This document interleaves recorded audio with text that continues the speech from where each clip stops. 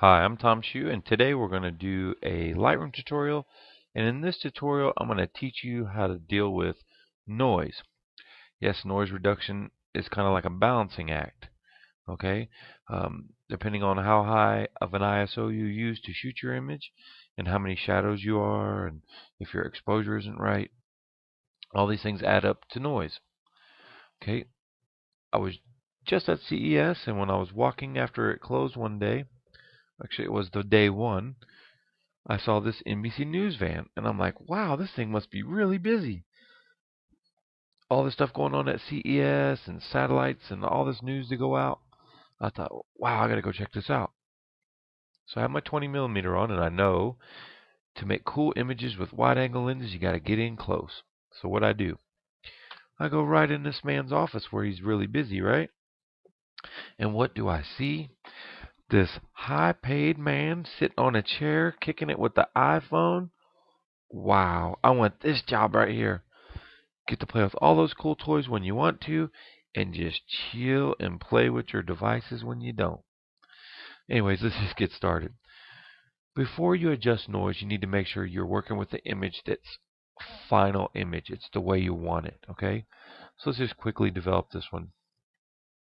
Going to the basic tab. First thing I do is deal with this white balance. I'm just going to do it manually because I can't go in there and say, hey, buddy, can you hold a target? So let's put some blue in there because it's kind of yellow. So you kind of go the opposite way of whatever color it is. And it's kind of green, so we need to put some magenta in there. Okay. And there's a decent white balance job. So for the sake of the tutorial, I'm going to make sure that all of the noise reduction and color reduction is turned off, just so you can see what's going on here. So let's come up here, and let's just look at this image. At 1:1, what do you see? Let's go in really far, like 8:1. There's two different kinds of noise. There's luminance noise, which is always gray. Okay, there'll be gray pixels. And then there's chroma noise. Chroma stands for color. And you see that there's red, green, and blue pixels. That's the RGB noise, or chroma noise. The way these sliders are set up is you deal with exposure. Actually, let me get down here. So in the detail slider, you're going to deal with your noise reduction, which is your luminance, and your color here. However, you always want to start with your color first. Before you do this, you want to sharpen your image and you want to fully process your image. Noise reduction is one of the last steps you'll do.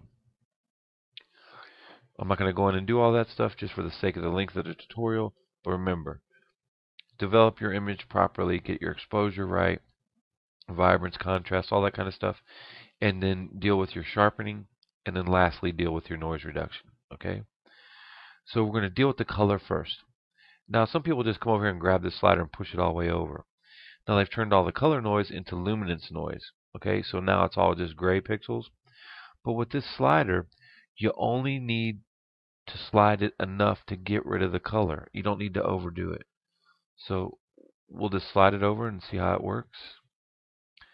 And pretty much you can see there's a little bit of noise there. And then we bring it over and it's pretty much all gone. Okay?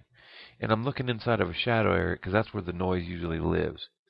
There's no reason to slam that noise slider all the way over. Just do it enough to get rid of the color noise. If you have to look at your image at 4:1, 5:1, 6:1, 8:1, whatever it takes, do it until you get rid of the color noise. Now the detail slider, what this does is it controls the noise threshold. Okay, it works with edge detail. Okay, it protects the color edges. So let's go back out here to 1:1. And let's find some edge detail that we could look at, maybe. Let's see here. Is there something? Okay, maybe the switch panel and the edge of this table here. So let's look at this baby at 8:1 again. It's a little bit too much in. Let's bring it into, say, let's try 3:1. See if that does it. Okay. When you deal with this detail slider, it controls the contrast in the edge. Do you see how everything got really sharp and jaggy? I'll turn it off. Let's bring it into 8:1 so you can see. It's hard on your monitor.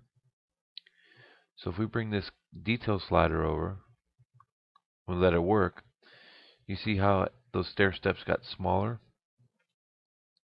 You might not be able to see it, but that's what it does. We turn it off. It's just for the color noise in the edge detail.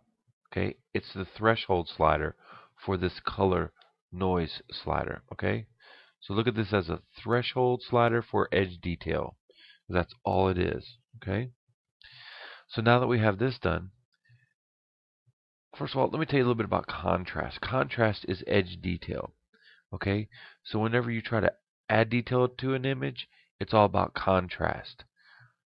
The edges between the dark and light. That's how sharpening works. It fakes you.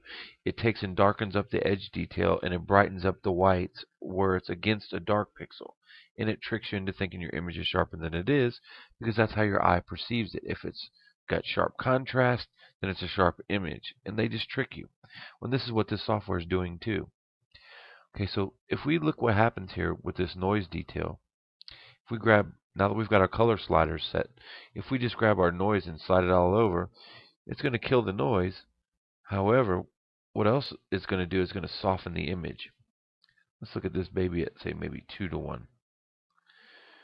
We pull it back out. It's sharper, okay? But now we have a lot of noise, so if we slide this baby over, it deals with the noise, but it also softens the image. This is where, let's pull this detail slider out. This is where this contrast slider is. What this contrast slider does is it controls the contrast for the luminance, not the color side, but the luminance pixels. And it sets a threshold, more or less, and preserves the contrast in a noisy image. So look at this as something that will preserve like these line detail between, say, maybe this dark and this light area. So once you've got your luminance slider moved up, because it's not available unless you do move it up, you can bring this slider over, and it's going to preserve the contrast as you apply your noise reduction. Okay, so you always want to add a little bit of contrast first, because this preserves it. So let's zoom in here. We'll go to 8:1 just so you can see what's happening. Watch this edge detail when I slide this over. You see how it's really fine? That's blurry. Now if I bring in this detail slider, what the detail slider does, it controls the noise threshold. So it's going to like take away the noise reduction we applied, and it's going to basically appear like it's adding detail. See the edges, how they get crisper? But all it's doing is it's removing what this noise reduction slider has applied. It's setting a threshold. Okay? What the contrast does, it deals with the edges. Okay? The lower you set the contrast, the more soft the image will be. But the higher you push it, the more kind of aberrations that you can get in your images. Okay? So now that we're all the way up here at 8:1, it's not really necessary to look at your image at 8:1. I just did it for you to see what was going on. We'll go to 1:1 and we'll adjust our noise. We'll do it from a shadow area, kind of like in this area here. So let's turn it off, and you can see we'll do it where we got some edge transfer between the dark and the light. You can see that there's a lot of noise here, so we'll just bring this over until that kind of evens out for us a little bit. But again, it's when you're shooting at 2500 ISO, it's a balancing act. You have to balance detail between noise reduction. And you want to consider a few things, like how close is this image going to be viewed? Is it a print? Is it going to be viewed this size? Because it doesn't matter if it's for the web. If you're going to print it and put it on the wall as an 8x10 and people are going to be able to stick their nose against it, you might want to really concern yourself with how much noise is there. So I'm going to go back over to this area. So I would consider maybe something like this noise is good. And remember, this is the threshold. So something like this would be good. That's it. It's a balancing act in dealing with contrast, detail, a threshold, and dealing with chroma noise and luminance noise. It's kind of tricky, but that's what it is. I want to thank you all for taking time for visiting my blog today. If you have any questions, feel free to leave them in the comments section. I appreciate any topics and feedback that you may have, anything that you want to cover or learn. I'd be more than happy to do a tutorial or try to explain it to you the best as I understand. So until next time, we'll see you soon.